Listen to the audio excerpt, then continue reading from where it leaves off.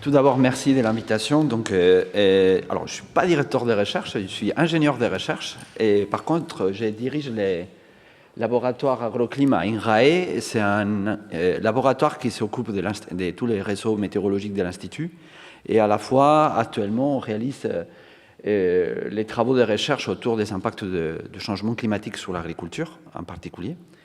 Et donc moi, ma présentation, elle est dans les cadres de toute la conférence avec un focus sur la phénologie. Et pour moi, c'est un honneur d'être là parce que j'étais un jeune postdoc quand le projet Ophélie a démarré. Et j'ai fait partie de cette bande de chercheurs dans l'interdisciplinarité et la pluridisciplinarité. Mais moi, j'ai démarré à cette époque tout juste ma carrière. Et donc, probablement, ça a beaucoup impacté la suite, comme vous allez voir dans certains travaux que l'on a menés depuis. Donc, on a parlé depuis le matin, mais peut-être un petit rappel, c'est quoi la phénologie? La phénologie, c'est l'occurrence d'événements périodiques en relation avec les variations saisonnières du climat.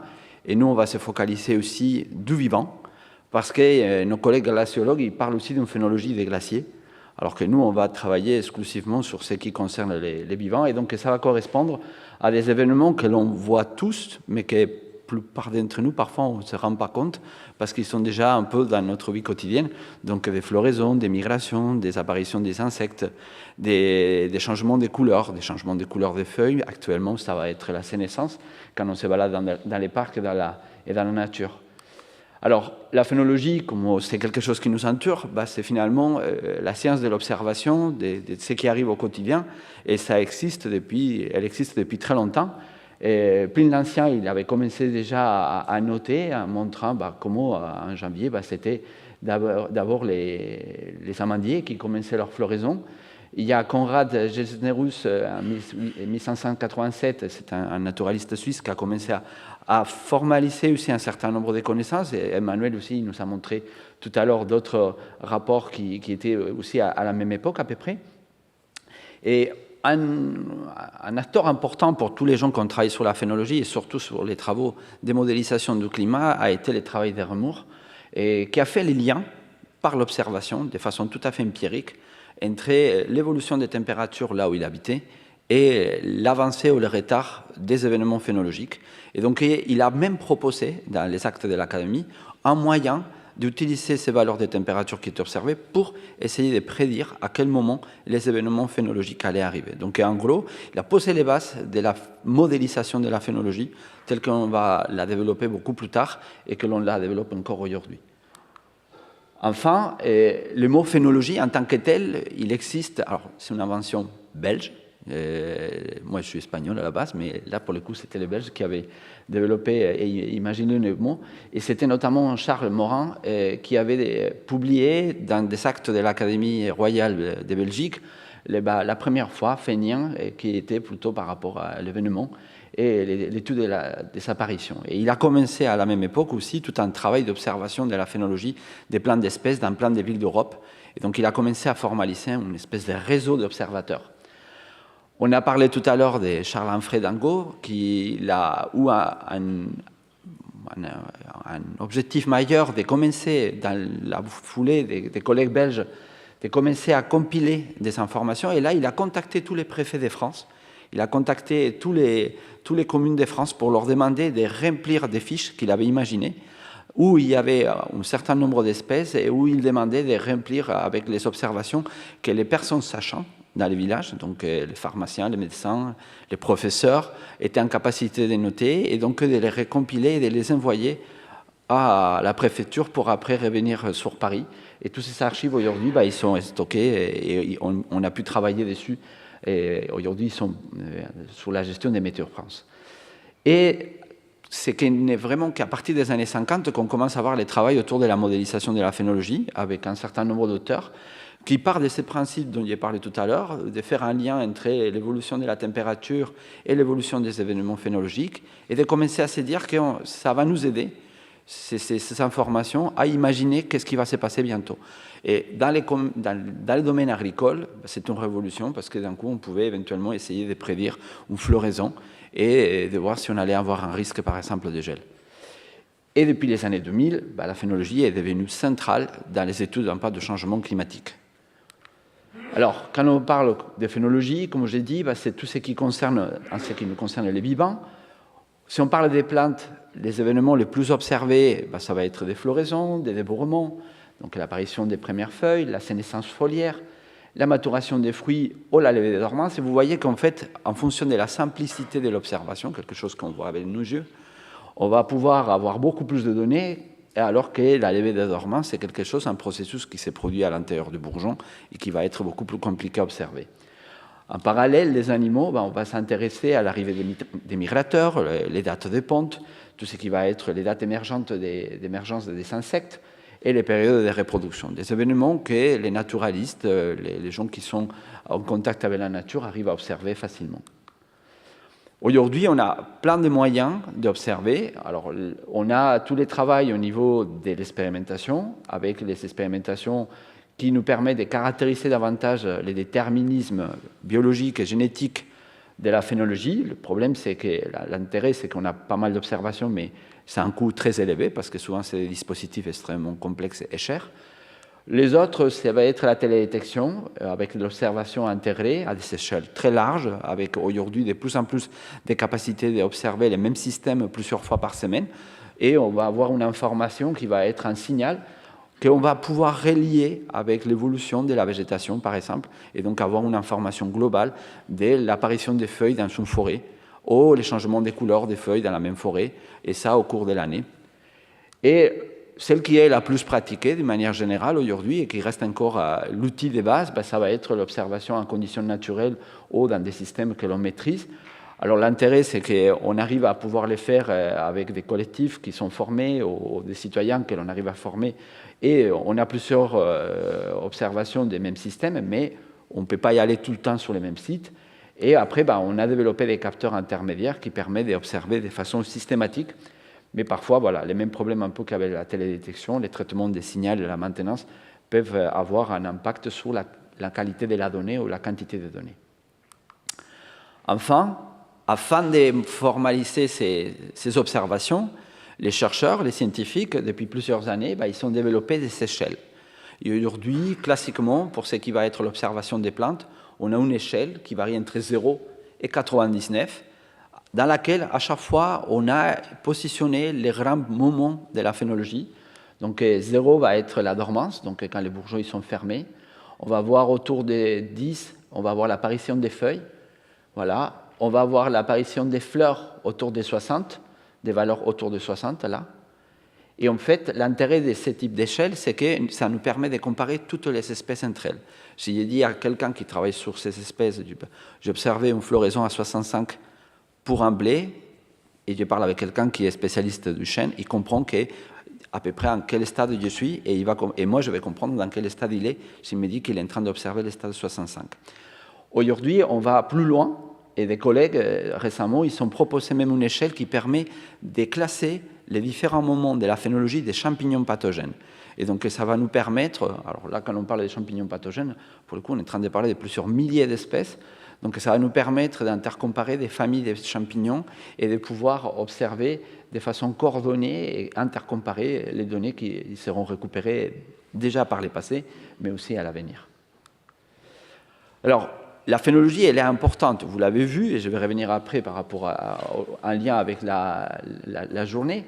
Elle nous informe des risques climatiques, car elle nous informe des problèmes de gel, aussi des problèmes de sécheresse par rapport à des moments importants. Elle nous informe aussi sur la productivité et la survie des populations. En gros, si une espèce ne peut pas faire son cycle phénologique dans un lieu donné, c'est-à-dire si elle ne peut pas y aller de démarrage, la floraison, les débourrements, la germination, jusqu'à la finalisation, c'est-à-dire la production des graines ou la sénescence, en fait, finalement, elle ne pourra pas survivre dans un lieu donné. Et donc, elle disparaîtra après une génération, on ne pourra pas suivre. Donc, ça, c'est ce qui fait qu'une espèce, avec sa phénologie, délimite son aire de répartition. Et elle peut nous informer aussi, comme on disait, sur la répartition, mais aussi sur les interactions entre espèces, que ce soit, on va dire, d'un côté positif par rapport à la pollinisation, mais aussi d'un côté négatif, par exemple avec un autre pathogène. Et donc on peut avoir, on voit tous très bien, le moment des pollinisations de certains insectes pour certaines fleurs. S'il n'y a pas les bonnes conditions, ou si l'insecte n'est pas arrivé, finalement il va y avoir un décalage entre l'insecte et la fleur à polliniser. La fleur ne sera pas pollinisée, l'insecte n'aura pas à manger, donc les deux espèces ils vont être en décoordination complète et donc malheureusement elles pourraient disparaître les deux dans un système. Alors aujourd'hui, elle est considérée, la phénologie, comme le premier indicateur du changement climatique, mais le premier indicateur biologique. On a tous les mesures physiques dont on a parlé ce matin déjà, les thermomètres, d'autres capteurs de plus en plus sophistiqués. La phénologie, en fait, étant donné qu'elle a une réponse directe avec la température et les milieux, il nous indique, elle nous renseigne sur comment le climat change, a changé et aussi comment il va changer dans l'avenir. Et aujourd'hui, dans les collectifs internationaux qui travaillent sur la biodiversité, elle fait partie de la liste des variables fondamentales, essentielles pour décrire la biodiversité et donc décrire les différentes espèces qui se trouvent dans un écosystème. Alors, les liens avec, comme ça a été largement expliqué ce matin, j'ai cherché à faire un point de départ où il manifeste un peu son intérêt pour la phénologie. Et déjà, dans son livre de l'année 1000, il écrit dans certaines pages qu'est-ce qui l'a attiré par rapport à la phénologie. Et les deux premiers points qui me paraissent importants, c'est qu'il se rend compte déjà très tôt que ça va être une source extrêmement riche pour reconstruire les climats. Ça a été dit extrêmement bien par Edouard et par Emmanuel ce matin.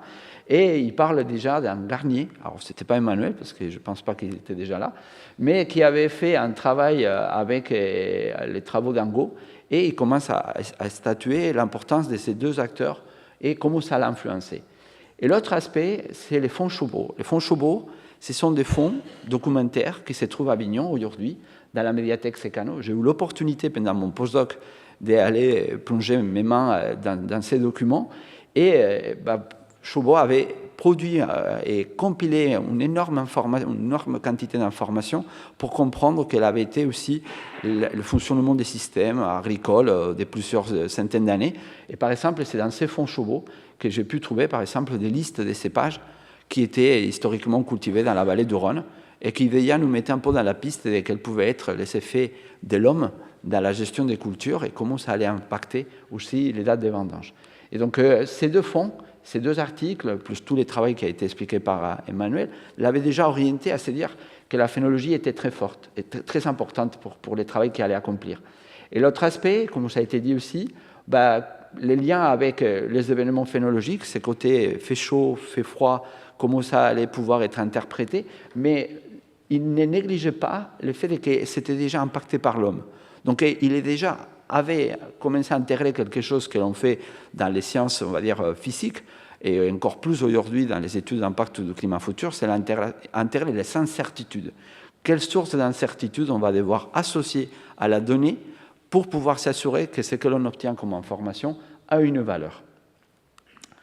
Alors, effectivement, comme ça a été dit, les travaux qui ont été réalisés à partir du projet Ophélie, autre qui a permis de réunir, je dirais, une palette de chercheurs exceptionnels pendant 4 ans qui ont travaillé ensemble, partait quand même d'un premier papier qui était publié dans la revue Nature en 2004 et qui montrait le caractère exceptionnel des dates de vendange et surtout de la vendange de 2003. Et ça avait été vraiment le point de départ. Et c'est un travail qu'avait réalisé ma collègue Isabelle Schwinn, avec qui j'ai préparé cette présentation. Et donc, il montrait comment ces données, ils avaient permis déjà de reconstruire le climat sur à peu près 5 siècles, et comment l'année 2003, qui se situait là, était particulièrement exceptionnelle. Et ça a été le point de départ de ce projet Ophélie, et dans lequel, je dirais, on a, outre la compilation des données et essayer de comprendre qu'est-ce qu'on pouvait dire par rapport au passé, on est allé plus loin pour comprendre les informations biologiques de ces données de vendange. Et donc, en fait, on a identifié, ou on a essayé autant que possible de caractériser les cépages qu'il y avait dans chacune des régions qui a montré Varelli tout à l'heure. On a essayé de comprendre aussi quelles étaient les pratiques agronomiques, comment on faisait la viticulture. Il y a 200 ans, 300 ans, 400 ans dans chacun des vignobles, et aussi quels étaient, par exemple, les critères de vendange. Et enfin, comme ça a été montré, la répartition spatiale. Sur l'aspect agronomique, le plus frappant, c'est qu'en fait, on s'est rendu compte qu'on n'avait pas inventé grand-chose. En gros, les anciens, depuis Serres et Olivier de Serres, dans la description de comment il fallait décrire le moment auquel on déclenche une vendange, c'était des approches qui étaient très proches de celles qui sont aujourd'hui utilisées par certains œnologues quand ils vont sur les parcelles pour aller observer la vendange. Et de la même manière, pour les itinéraires techniques, on avait compris parfaitement qu'une vigne qui était trop nourrie, avec trop de fumier, elle était trop vigoureuse et elle n'allait pas produire un bon raisin. Et toutes ces approches-là qui étaient parties sur l'analyse empirique, c'était des choses qu'on fait aujourd'hui, qu'on essaie de maîtriser avec plus de connaissances. Et ça a donné lieu à ces 4 articles qui ont permis d'aller beaucoup plus loin, comme je disais, de prendre en compte les incertitudes. Si je m'attaque de façon pas exhaustive à qu'est-ce que l'on a pu compiler grâce au travail de Leroy-Ladurie et les travaux que l'on continue et dans lesquels je vais m'attacher après, on pourrait montrer que depuis 1347, c'est la première date de vendange dans un petit village qui, par l'anecdote, se trouve à même pas 100 km de là où j'habite aujourd'hui. Et je n'ai pas choisi ma maison par rapport à la position du village. Mais c'est un petit village dans la vallée du Rhône, Saz, où il y a la première déclaration des dates de vendange et qui était un peu les points de départ. Il y a eu le travail d'Angot sur la phénologie.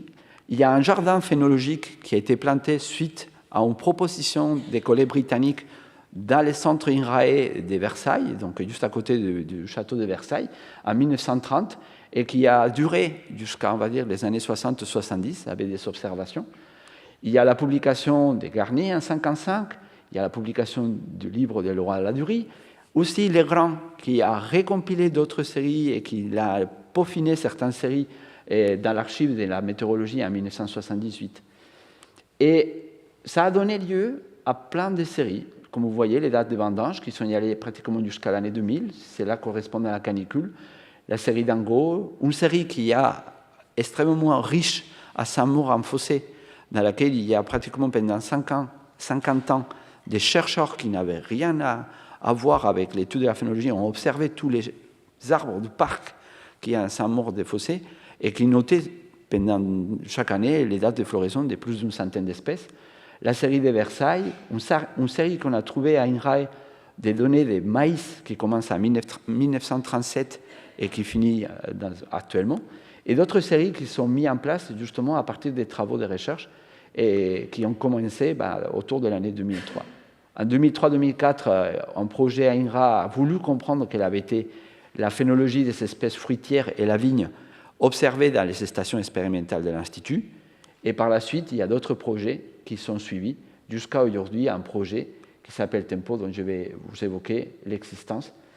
Et une particularité aussi, c'est que ça a donné lieu à ce qui n'était pas développé en France, c'est le développement des programmes de sciences et recherche participatives avec l'Observatoire des saisons et les programmes Phénoclim qui incitent aux citoyens à observer leur environnement et à noter les observations qu'ils font afin qu'on comprenne mieux l'évolution de la phénologie. Donc aujourd'hui, le réseau Tempo, c'est un réseau national. Il représente plusieurs chercheurs et techniciens qui s'intéressent à l'observation de la phénologie de plus de 1000 taxons à l'échelle nationale, que ce soit végétaux ou animaux.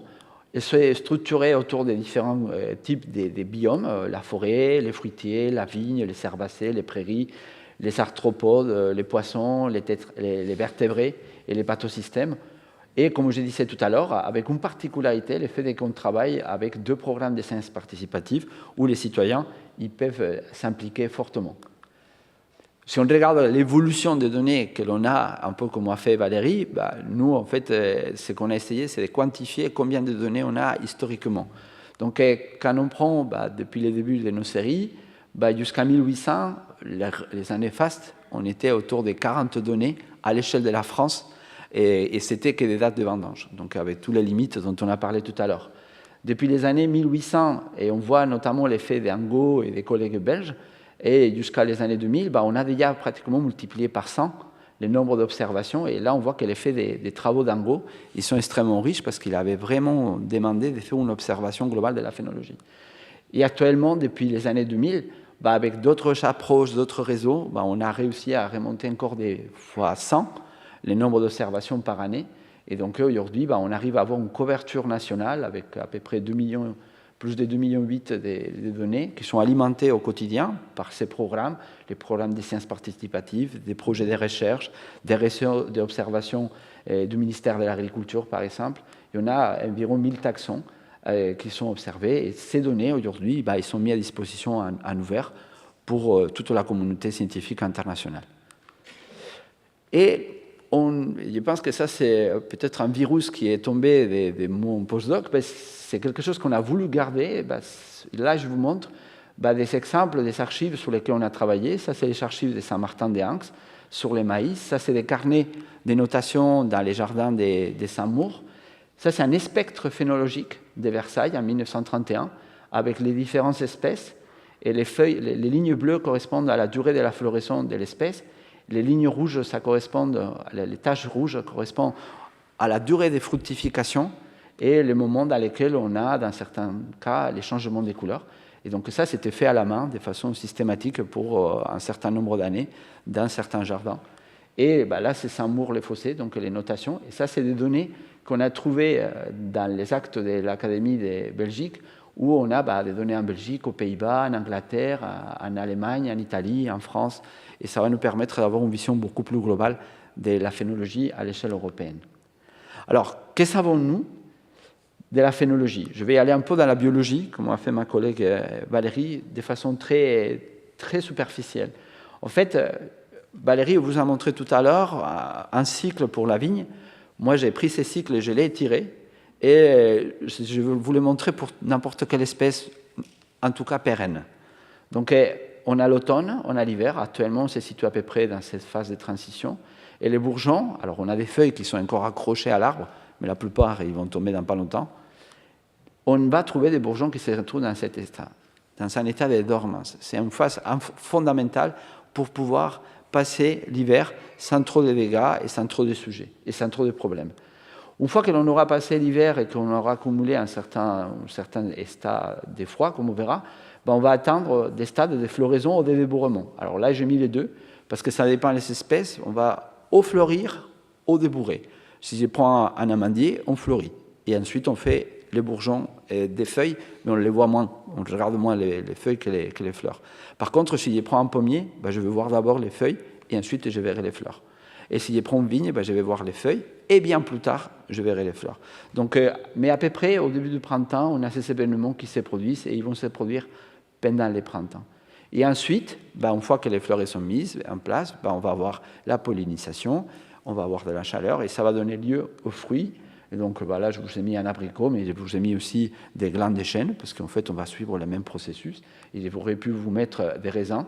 Et à la fin, quand on arrive à l'automne, on va commencer avec la sénescence à nouveau, la chute des feuilles, et on repart pour l'année prochaine. Alors, quand on regarde la température, on va avoir des effets de la température qui vont jouer quand la température sont froide. Et donc là, on va jouer sur la dormance, et notamment la fin de la dormance. Et ensuite, ça va être les températures chaudes qui vont jouer un rôle là-dessus. Donc on va s'intéresser à des liens plutôt des s'il fait chaud, ça va plus vite. Mais s'il manque de froid, ça va plus doucement. Donc c'est un peu contre-intuitif en hiver. Mais s'il fait plus chaud, il va plus vite. S'il manque de froid, ça va plus long. Et là, le froid, à la fin, il va jouer un rôle par rapport à la sénescence, donc les changements des couleurs des feuilles. Si on regarde la photopériode, alors déjà, toutes les espèces ne sont pas sensibles à la photopériode. Et il y en a certains qui sont sensibles à la photopériode à cette période de l'année. Par exemple, le lêtre, il a besoin d'un certain nombre d'heures de lumière pour démarrer. Sinon, il dit, le printemps n'est pas arrivé, donc finalement, je ne bouge pas. Mais d'autres espèces ne tiennent pas compte de la quantité d'heures de soleil, et finalement, ils peuvent démarrer très tôt, parce qu'ils sont dépendants que de la température. Par contre, on sait que la photopériode joue un rôle presque global, pas partout, mais presque, pour la sénescence. Donc, quand les jours commencent à se raccourcir, c'est un signal très fort, et donc on commence déjà à se préparer pour l'hiver. Et il peut y avoir d'autres effets. Moi, je dirais que la température, ça reste quand même l'effet principal qui pilote systématiquement les fonctionnements des espèces. Donc, alors, quand on regarde un peu ce qui va se passer et ce qui s'est passé dans les dernières années, et c'est pour ça que la phénologie, c'est intéressant pour comprendre comment le climat agit sur nos espèces végétales, actuellement, on a une dormance qui s'est produite avec les mêmes cycles. Là, j'ai pris l'exemple de l'abricotier. Qu'est-ce qu'on commence à observer et que l'on sait que ça va s'accentuer dans les années à venir? On commence à voir qu'il fait moins froid en hiver et qu'on commence à avoir des problèmes de dormance, qu'on commence à avoir des floraisons qui sont de plus en plus tôt, et ça nous met dans des dangers au niveau des gels. Et ça, vous l'avez déjà entendu dans les médias, depuis 3-4 ans, on a eu des dégâts des gels qui étaient extraordinaires. Ce n'est pas parce qu'il fait plus froid, ce n'est pas parce que les événements ils sont plus forts, c'est parce que la végétation avance, parce qu'il fait trop chaud à la sortie de l'hiver, et donc finalement, on a un démarrage trop tôt de la végétation. La maturité, elle s'est produite aussi de plus en plus tôt, et on commence à avoir des problèmes de canicules. Il y a un événement qui reste encore aujourd'hui très partiel, c'est des petites floraisons qu'on a à l'automne. Et ça, c'est des choses qu'on commence à observer petit à petit. Qu'est-ce qu'on peut s'attendre à l'avenir et si on a vraiment des niveaux de réchauffement très forts? Comme je disais, le froid il est fondamental pour la dormance, donc on pourrait avoir des problèmes que la dormance ne soit pas finie, et donc que les plantes restent un peu perdues dans l'hiver et dans la sortie d'hiver et qu'ils ne savent pas qu'est-ce qu'il faut faire. Que l'on aura potentiellement moins de dégâts des gels à un moment donné, parce qu'en fait, finalement, on serait dans une phase où les gels ils seraient encore plus faibles et les floraisons ils n'avanceraient plus à cause de ces problèmes de dormance. Mais on pourrait commencer à avoir des problèmes à la floraison avec des températures trop élevées à la floraison et donc des problèmes de pollinisation et des problèmes de fructification. Et enfin, pour la maturité, on pourrait s'imaginer des problèmes de plus en plus forts au niveau des canicules et des floraisons automnales de plus en plus marquées. Alors, un exemple en particulier, là, vous avez, chaque ligne correspond à l'évolution des dates des phénologies. Donc là, je m'attarde à la véraison, donc les changements des couleurs, dans les années 70 dans la vallée du Rhône et jusqu'à les années 2010 ici. En fait, on a avancé pratiquement des 15 jours. On était à peu près à la mi-août et aujourd'hui, on est au début août. Et en fait, ça a fait avancer la récolte de pratiquement 15 jours dans certains secteurs. Et en fait, la conséquence, c'est que quand on regarde l'augmentation des températures, si on regarde ici, on a eu une augmentation qui a été à peu près de 2 degrés entre les années 70 à peu près et les années 2010. Mais quand on regarde comment la période de maturité a évolué, auparavant, on était dans la phase descendante des températures et maintenant, on est dans la phase encore dans les grands plateaux, voire des fois même dans la phase plateau-plateau et pas descendante. Et ça a généré que même si on a eu une augmentation de la température de 2 degrés, la température qui vit un raisin, on va les traduire un peu comme ça, la température pendant que les raisins sont en train de mûrir, elle a augmenté de 4 degrés. Et ça, c'est simplement au fait que la phénologie a fait que les cycles s'est déplacé vers la période la plus chaude. Et vous allez voir que ça a des conséquences non négligeables sur plein d'autres processus. Donc, qu'est-ce que nous avons déjà observé? Alors, on a parlé des vendanges, mais on a d'autres séries au niveau mondial qui nous renseignent sur d'autres moments du cycle et qui sont aussi intéressantes. Et là, il y a un travail qui a compilé les données des floraisons du cerisier au Japon, les données des feuillaisons, donc des débourrements du chêne en Angleterre, et du châtaignier en Suisse, du cerisier en Chine, avec 3 espèces, mais une, ça fait du cerisier, et du cerisier en Suisse à nouveau. Et donc là, vous avez des données qui vont depuis à peu près la fin du 18e, jusqu'à même avant, parce que la série du Japon, il commence même au 9e siècle.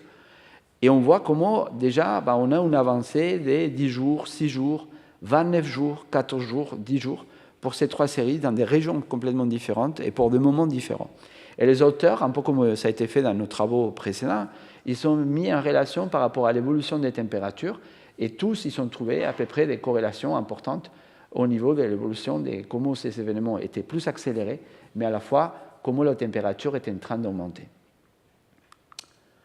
Et quand on regarde d'autres écosystèmes, on voit que là, pour le coup, c'est un travail qui a été réalisé sur les Alpes européennes, et on voit qu'en fonction des espèces, donc par exemple les oiseaux résidents, ils ne sont pas trop changé leur phénologie dans les dernières 40 années, 50 années, alors que par contre, on voit que des papillons, des insectes ou les reptiles, ils sont avancés pratiquement jusqu'à 5 jours par décade, donc parfois jusqu'à 20 jours leur cycle phénologique.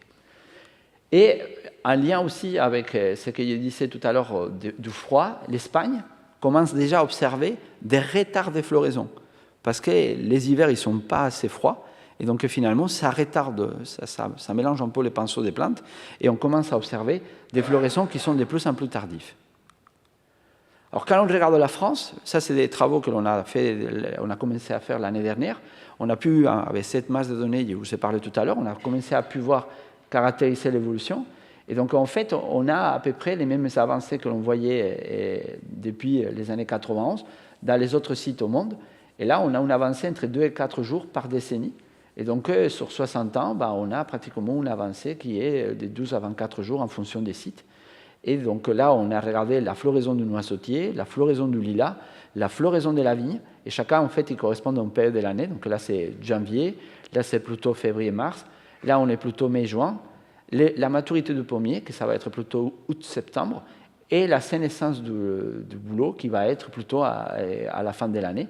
Et donc, on voit que partout, en fait, on a plutôt une avancée, et, y compris pour la sénescence, qu'on aurait pu s'attendre peut-être à un effet plutôt contraire. On a des effets directs sur la qualité. Là, vous avez l'évolution de la teneur en alcool potentielle pour les fruits, et notamment pour la vigne. Donc là, vous avez une augmentation de la teneur en sucre. Dans la vallée du Rhône, en gros, on a augmenté 1 degré d'alcool tous les 10 ans.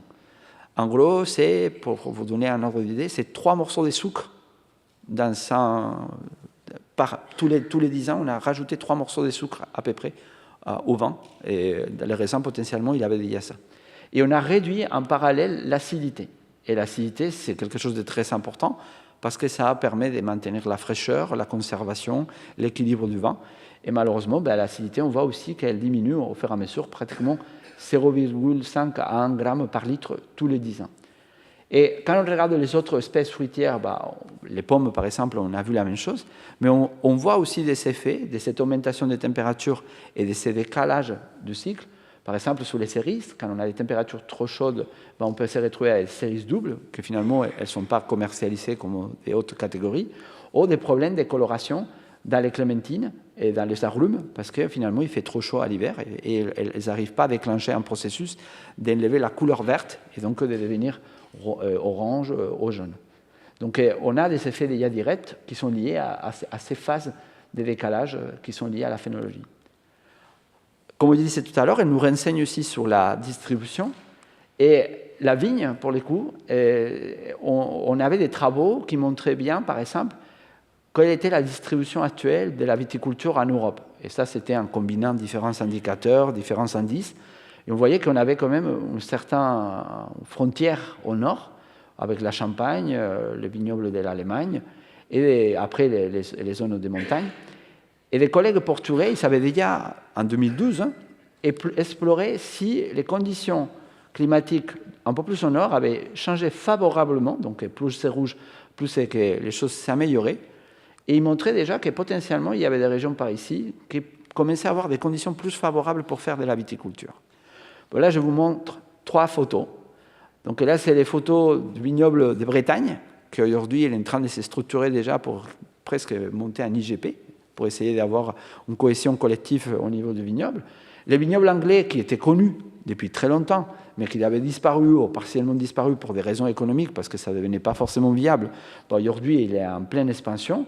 Alors, ça restait petit, hein. Ces surfaces, on ne va pas les mettre en perspective avec des vignobles comme le Bordelais ou même les Bourguignons, mais ça reste quand même des objectifs de pouvoir explorer d'autres cultures. Et là, c'est les vignobles en Suède, à Malmö. Alors, c'est pareil, c'est 2-3 parcelles, mais c'est déjà des idées que les gens ils commencent à avoir. Et là, je vous mets une carte que j'ai faite à partir des interpellations des journalistes qui me questionnent systématiquement, est-ce que vous pensez que ça serait possible ? Parce qu'il y a déjà des gens qui sont en train de planter de la banane, du pistache, des fruits de la passion, des cacahuètes, du thé, de l'ananas dans certaines régions. Alors c'est exploratoire, c'est juste pour voir si on arrive à pouvoir imaginer d'autres types de productions, mais ça attire l'attention sur le fait qu'il y a certaines espèces qu'auparavant on aurait écartées de facto par rapport aux conditions climatiques, et aujourd'hui leur cycle phénologique, dans certaines conditions, est faisable, et donc finalement on peut se projeter, de façon en tout cas pour l'instant très réduite, à imaginer la production de certaines espèces. Peut-être juste attirer l'attention, c'est que les renards et la pistache, concrètement, aujourd'hui, on les identifie beaucoup, mais déjà dans les livres du 19e siècle, étaient très bien décrites comme espèces qui étaient méditerranéennes, mais sauf que c'était pour le coup l'intérêt économique qui avait écarté ces productions. Donc finalement, il faut toujours faire attention entre ce que l'on pourrait faire et ce que l'on a pu faire auparavant et quels sont les autres facteurs qui vont jouer.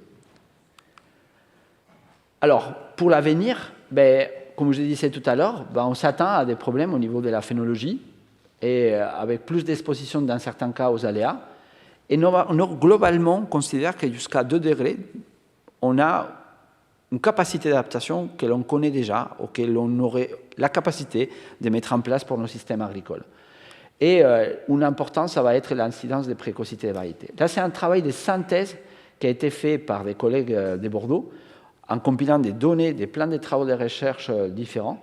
Là, vous avez la zone atlantique sud de France, là, vous avez le golfe de Lion, là, vous avez la zone, on va dire, vallée du Rhône, là, vous avez le nord de la France, là, vous avez la zone atlantique centre de la France, donc plutôt la vallée du Loire, et là, vous avez la Bretagne. Les points, là, signifient qu'il y a un risque faible d'inéquation, jusqu'à 2 degrés, donc ces régions-là, elles sont plutôt épargnées. Par contre, il y a des régions déjà qui, avec 2 degrés, ils commencent à avoir un risque modéré d'inéquation.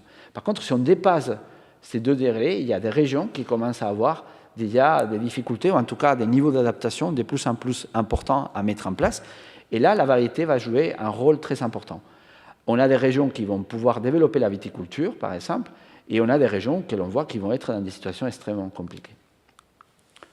Enfin, et la FAO, l'organisme de l'ONU qui travaille sur l'étude de l'agriculture au niveau mondial, hein, qui fait l'analyse de comment fonctionnent les systèmes agricoles et aide à la définition des politiques globales, a déjà fait des projections.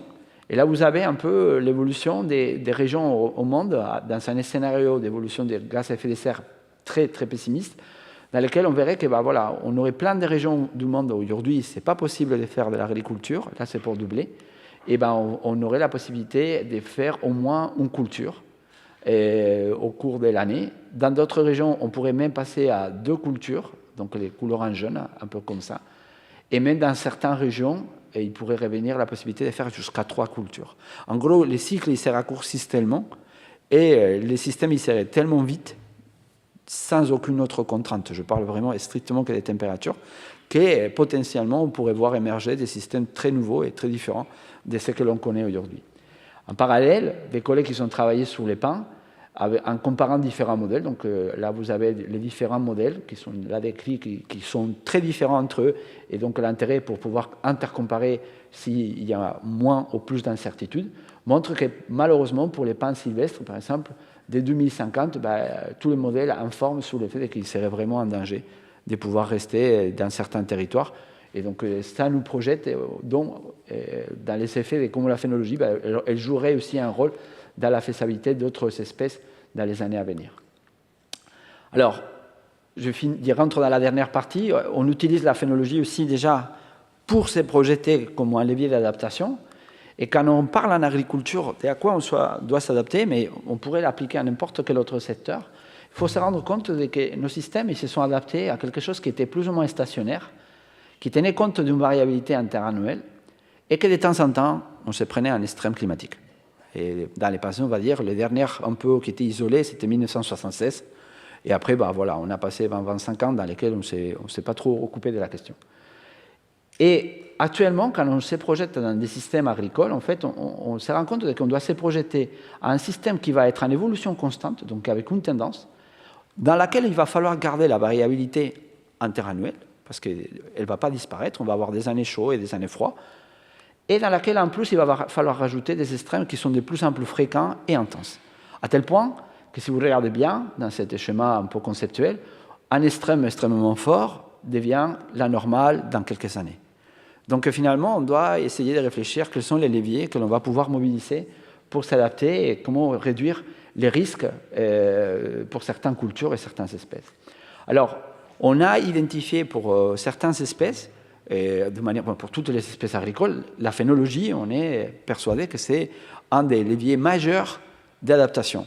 Là, c'est un travail qu'on a fait avec des collègues au niveau mondial. Vous avez l'usage, enfin l'utilisation de la variabilité intraspécifique de la vigne. Et quand je parle de la variabilité intraspécifique de la vigne, c'est que vous avez une vigne, mais vous avez tous les cépages. Et les cépages, c'est toute cette variabilité intraspécifique. Aujourd'hui, dans la vigne, on connaît à peu près 7000 cépages. Mais la presque totalité des 7000 cépages, ils viennent tous d'Europe. Et en fait, on voit que ces cépages, ils se sont un peu partis dans le monde pour coloniser, si on peut dire, les vignobles mondiaux à travers la planète. À tel point qu'à peu près 50% du vignoble mondial est couvert par exclusivement 10 cépages. Et si je prends la France, on a la possibilité de planter 300 cépages et on cultive en réalité à peu près 20 cépages. Ça couvre pratiquement 90% de l'encépagement. Et pour autant, quand on regarde la variabilité, l'intérêt de la diversité variétale, et par exemple pour un trait comme la maturité, on se rend compte de l'intérêt que ça serait d'y aller chercher ailleurs. Là, vous prenez les 10 cépages dont je vous parle, et vous voyez que la maturité, en fait, elle va depuis 0, on va dire, c'est mon standard, c'est mon niveau de contrôle, jusqu'à à peu près 3-4 jours des retards au niveau des cépages. Et là, c'est quand je prends la variabilité de tous les cépages que j'ai dans les collections. Donc en gros, j'ai une variabilité qui est multipliée par 2, voire 3, si j'utilise la totalité de la variabilité interne de mon espèce. Et malheureusement, on utilise très peu. Et ça, si on l'extrapole à plein d'espèces que l'on consomme au quotidien, les bananes, les cafés, et les fruits en général, les abricots, voilà, souvent on se rend compte qu'on utilise une gamme qui est assez courte. Et ça demande du travail, pourquoi? Parce qu'en fait, finalement, la phénologie, c'est un facteur, mais ce n'est pas le seul. Là, je vous ai mis la date de véraison. Là, c'est une collection. Imaginez-vous que ça, chaque ligne correspond à un cépage. J'ai pris 3 cépages. Donc là, c'est les Grenaches, un cépage du sud de la France. Là, c'est les Merlots. Et là, c'est les Chardonnays. Et en fait, là, vous voyez que déjà, entre ces 3 cépages, j'ai une différence entre eux. Ça, c'est sur un seul site, à Bordeaux. C'est une collection qui s'appelle Vitadapt, qui est portée par le collègue bordelais. Mais quand on va sélectionner un nouveau cépage, en fait, on se rend compte que ce n'est pas les seuls critères que l'on peut regarder. Et là, je vous ai mis la vitesse de maturation, et on voit que finalement, les 3 cépages, ils se retrouvent avec une vitesse similaire. Mais quand je regarde les acides, que je vous disais tout à l'heure, qui sont très importants, les tartriques, c'est surtout pour la fraîcheur. Les maliques, c'est un acide qu'on essaye d'éliminer, mais qu'on peut laisser un tout petit peu. C'est la fermentation malolactique qu'on utilise pour l'éliminer. On voit qu'en fait, chaque cépage a un peu son comportement. Et si en plus on regarde une maladie, on a encore un autre caractère. Tout ça pour vous dire qu'en fait, on sait que la phénologie, c'est un facteur extrêmement important et qu'on pourrait éventuellement utiliser cette gamme de variabilité, mais on ne pourra pas l'utiliser que seulement comme critère. Il faut la combiner avec d'autres critères. Et juste pour information, créer, sélectionner une variété dans n'importe quelle espèce, ça nous prend entre 10 et 12 ans, entre le moment que l'on a l'idée, que l'on définit les critères que l'on veut sélectionner et que l'on propose la plante à des producteurs que derrière, ils vont pouvoir la proposer aux agriculteurs.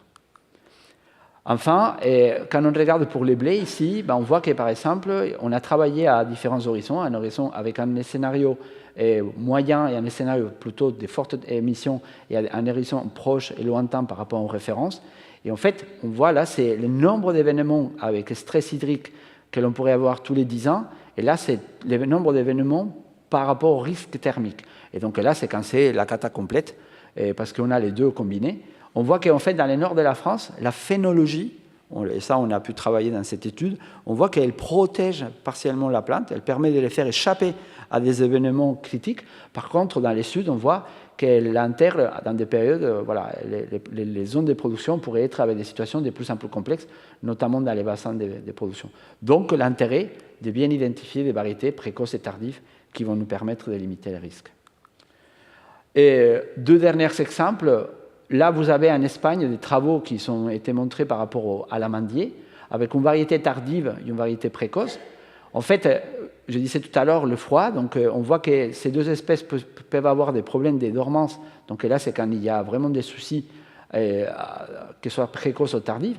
Mais en fait, les tardives, on va voir qu'elle va avoir un problème majeur de chaud pendant la floraison. C'est-à-dire qu'elle va faire sa floraison tellement tard pour échapper au gel, que finalement, il va faire trop chaud et les insectes pollinisateurs et la qualité du pollen ne va pas être suffisamment bonne. Par contre, une précoce, qu'on pourrait échapper partiellement à ces problèmes, on va voir qu'on va plutôt avoir des problèmes de gel qui vont rester récurrents et même des problèmes de froid pendant la pollinisation.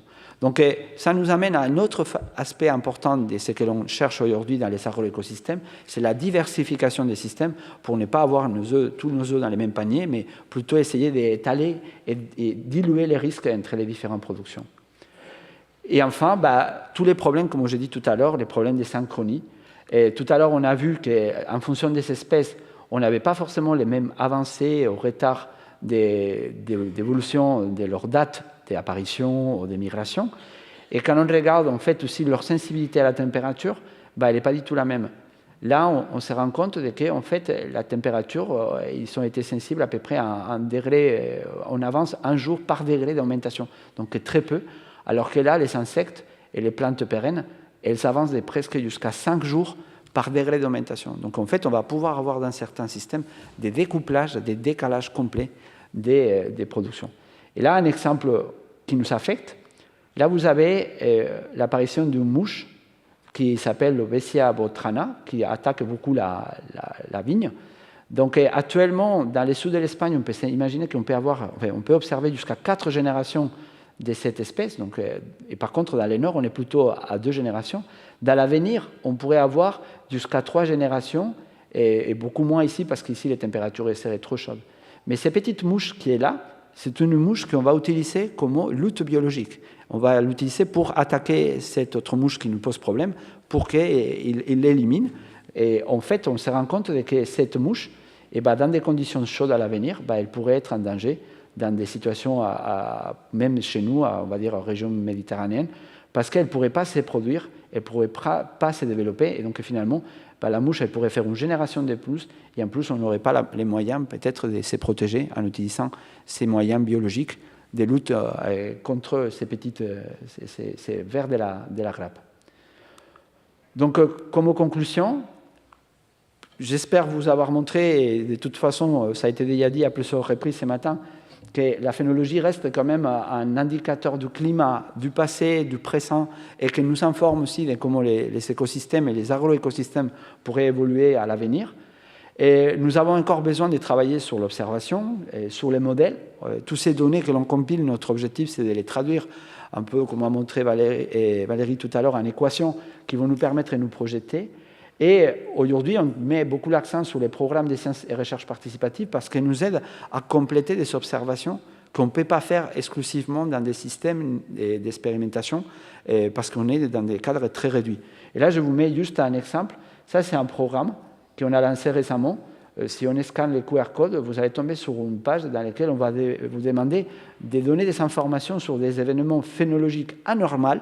Et donc là, par exemple, c'est des floraisons du laurier thym qu'on a observé là, à la fin, il n'y a même pas 3 semaines, dans plein d'endroits différents, déjà à Lyon, à Avignon, à Toulouse. Et en fait, voilà des fleurs qui devraient apparaître plutôt au mois de février l'année prochaine. Et ça veut dire que si ces fleurs ils sont apparues maintenant, l'année prochaine, ils ne seront pas là, parce qu'ils ne vont pas se refaire pendant l'hiver. Donc merci beaucoup. Merci aux observateurs et aux observatrices qui prennent leur temps pour observer. Et n'hésitez pas à contribuer. Merci beaucoup.